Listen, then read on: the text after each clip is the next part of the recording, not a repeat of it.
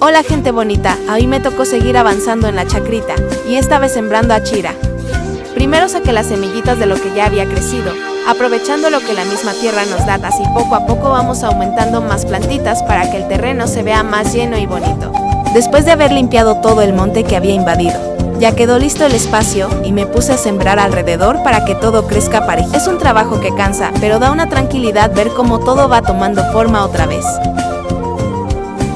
Gracias por acompañarme en este proceso, no olvides dejar tu like, compartir y seguirme para más videitos del campo.